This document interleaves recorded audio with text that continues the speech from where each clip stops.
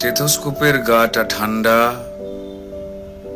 ভাঙা চশমাটা চুপ, হাসি মুখে মেয়েটা ফটোর ফ্রেমে, সামনে জ্বলন্ত ধূপ।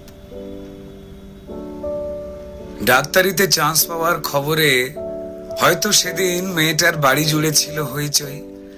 রান্নাঘর থেকে খুন্তি হাতে দৌড়ে বেরিয়েছিল মা, চিৎকার করে বলেছিল, ওগো সুখবর আছে, পাড়া প্রতিবেশী সব গেলে কই?